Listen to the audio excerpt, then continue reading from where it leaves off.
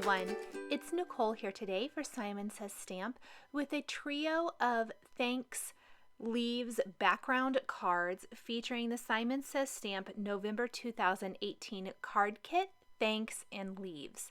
I am using the stamp set and cardstock included in the kit to create these really beautiful, elegant, inked backgrounds using mostly the stamp set from the kit. We're going to start with the orange peel cardstock, and I'm going to first position the sentiment that I'm going to use for the card, which for this one is thank you. And then around that, we're going to position a lot of the leaves, I think almost all of the leaves from this 6x8 stamp set around the image and stamp and emboss these. For my first card, I am using some gold embossing powder for the thank you first. I'm using the powder tool to help keep the embossing powder only on the stamped areas, and I'm also using the Misty to get a really nice stamped impression. I'll go ahead and sprinkle on my embossing powder and then heat set that. I'm going to heat set after stamping each area on this, since it does take a little bit of time to position the leaves where I want them to go, and I don't want to accidentally smudge the embossing powder. Now I want to make sure that I have used the powder tool all over this cardstock. The orange peel cardstock is super pretty on its own, but we're going to add some depth and dimension with a little embossed resist by applying some Distress Oxide inks over the stamping here in a little bit, which just adds to the overall fall feeling of this design. This stamp set, the Thanks and Leaves stamp set included in the November kit, comes with tons of fantastic sentiments, both the larger scripty sentiments and then some smaller phrases that I love to cut into thin strips. And then it also comes with some beautiful leaves. And because there is such a great assortment in the stamp set, I am trying to use as many of them as possible. And you can see I'm just kind of moving them around and getting them placed so that I can completely surround the sentiment. There's some larger ones, some kind of longer ones, and then some nice small ones that are perfect for filling in some of the smaller areas. Probably positioning the stamps is what takes the longest. I like to do a huge big section and then kind of flip the paper around, and we'll do another big section. I think the smallest amount of times I had to stamp a background for these was 3 times. 3 or 4 should about get everything. I'm applying the same color of embossing powder to the leaves as I did to the sentiment, although I do think a two-tone would be very pretty as well. We'll go ahead and heat set this. I like to make sure that the tool, the heat tool is really nice and warm before bringing it to my paper. That is going to help reduce some warping. These leaves have beautiful detail. And this is going to create such a nice background. Now I'm going to clean my stamps really well with the Simon Says Stamp cleaner. I'm using a microfiber cloth here to clean them off. And then I'm going to move them around and position them. So I'm just going to kind of peel them off of the cover of the Misty and then start filling in the top area of my card. Anything I'm not going to use, I can put back on my stamp sheet then. If you are going to create multiples of this design, it doesn't work for the cards I'm making because I use 3 different sentiments, so it's going to be different how the leaves surround each one of those. But say you're making a set of simple thank you cards like this one. You could stamp these multiple times before you move the stamps around and create a whole set of thank you cards very easily. I think that would be a really nice time saver and also would make a really lovely maybe hostess gift or something like that. So once we have the top portion filled in, I'm going to go ahead and ink these up again with the Simon Says Stamp Clear Embossing ink. I really like this ink pad. It's nice and juicy, and so I think it gives a really great watermark. And it also holds the embossing powder really well.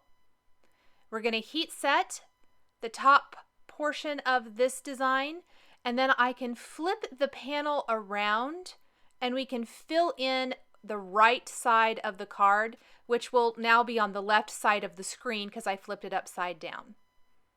Once that's done, we're going to take Fired Brick and Aged Mahogany Distress Oxide inks and start applying that ink around the edges.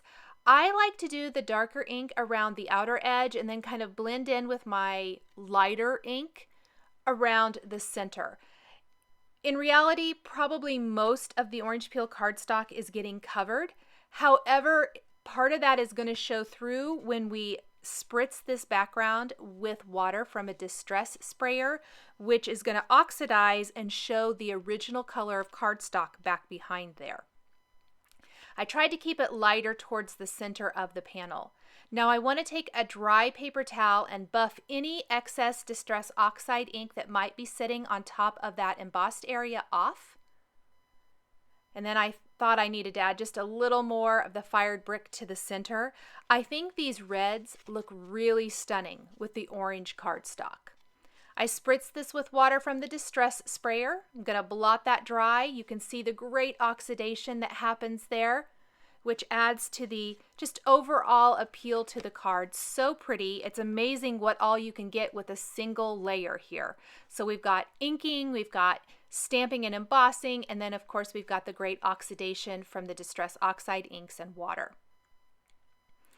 Now included in the kit is some Desert Storm Neenah cardstock, which is a fantastic craft color. And I'm going to stamp a small little phrase on this with the clear embossing ink and heat set this with white embossing powder for it to really show up. And once we get that embossed, we're going to trim this into a thin strip and pop it up underneath our scripty stamped and embossed sentiment with a little foam adhesive. I'm using the Tim Holtz Tonic trimmer here to trim this into a thin strip. Just going to cut that down. We can save that other little piece for another sentiment for one of the other cards.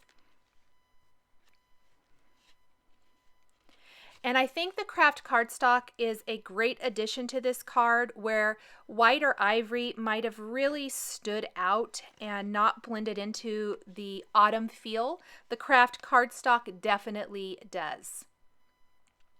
Now the last thing I'm going to do for the card is take some Nuvo crystal drops and add some little droplets all over the card design. I used Autumn Berry, Auburn Pearl, Copper Penny, and Gloss White for this first card. And most of the cards are going to have these same colors. I might just switch them up depending on what color I'm using for the background. These panels are A2 sized, meaning they are 4 1/4 by 5 1/2 inches. This one might not have been sized quite right, so I did take my paper trimmer and remove some of, or just trim off that tiny little strip on the right side so that that didn't show up. I'm creating lots of different sizes of Nuvo crystal drops. You're going to want to let this sit and completely dry for probably 24 hours, although it should be pretty dry to the touch in an hour maybe or so. And this adds a nice little pop of color and interest throughout the design, especially for something that is basically one layer. I tried to pick Nuvo crystal drops that were in a fall color palette, and then I included the white to help pick up the white from the embossing in that little sentiment strip. And I'm kind of going around in any of the little white areas or white space, kind of quote unquote, in between leaves and just adding these. I'm not actually overlapping any on the leaves like I would on some cards, just kind of filling in some of those little small areas. And the shine in the gold embossing powder for this is so super pretty. So we're going to take some of the green leaf cardstock now, which is a really bright green. So if you want a more of a springtime card, you can kind of leave it as is. But again, I want to darken mine up a little bit. And so I'm going to create the same design. We're just going to switch up the sentiments we use. I'm going to use the Family is Everything sentiment. And again, just like the first card, once I have this stamped and embossed, we're going to surround this with leaves. Now, instead of gold embossing powder, I'm using the brass this time. I just tried out different embossing powders on the different backgrounds. I think you could mix and match any of the colors. I'm using Hero Arts Gold, Brass, and Copper for the backgrounds, and then the white fine detail for the little sentiment strips. But I think you could mix and match any of those colors of embossing powder on these colorful backgrounds for different looks. So again, just adding my stamps around here, filling in all the little spaces with all the different size stamps. We're going to stamp these with clear embossing ink, emboss with the brass embossing powder, clean the stamps, move them around, and fill in all of the area. I have sped up the video a little bit because this is the same exact technique as the first card, and I'm going to even cut this out of the third card and just show kind of the inking and the finishing up of the design on the Neenah Desert Storm cardstock, which is the brown card, the final card share I'm going to be doing today. So again, I've cleaned those with the Simon Says Stamp Cleaner and a microfiber cloth, and I'm going to fill in the next area on my card with my stamps.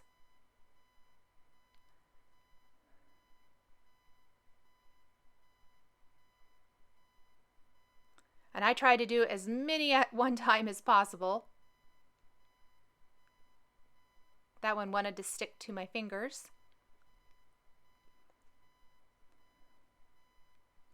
I also think it would be really pretty to stamp all of these, do everything exactly the same, but stamp it on white cardstock or even the ivory cardstock from the kit, using a clear embossing ink if I was going to use the ivory, and then inking over it with Distress Oxide inks and maybe doing a multicolored fall background. I think that would be beautiful as well. And that would give you a whole different look than adding inking on top of colorful cardstock. So we're filling in just a couple of small areas here, and then this background will be done, and we can start inking up this green leaf cardstock background with Forest Moss and Gathered Twigs Distress Oxide inks. There weren't really two colors of green ink that I wanted to use, so I added the Forest Moss first, and then to darken up the edges, we're going to use a little Gathered Twigs and blend those together. And I really love how that looks. When we spritz the background with water from a distress sprayer, some of that green leaf cardstock is going to show through. So again, I buffed that ink off the embossed area, spritzed it, blotted it dry, and look at that beautiful background. Now this time, I'm not going to use the Autumn Red Nouveau Crystal Drops, and we are going to replace that with Bottle Green Nouveau Crystal Drops. So Bottle Green, Copper Penny, Simply White or Gloss White, and Auburn Pearl. Three of the colors, pardon me, stay the same, and we're going to use the green because that goes much nicer with our green background. Adding all these little droplets here, some real teeny tiny, some a little bit bigger, and fill in that white space nicely. For the final card, as I mentioned a minute ago, we're using the Neenah Desert Storm cardstock. This time I embossed the greeting and sentiment with the copper embossing powder, and I'm adding ink with gathered twigs and ground espresso distress oxide inks. Spritzing with water from a distress sprayer, blotting dry, we will add Nouveau crystal drops in the auburn pearl, copper penny, gloss white, and autumn red. Thank you guys so much for joining me today for these simple fall-themed cards featuring the Simon Says Stamp November 2018 card kit. Thanks for watching, and we'll see you next time.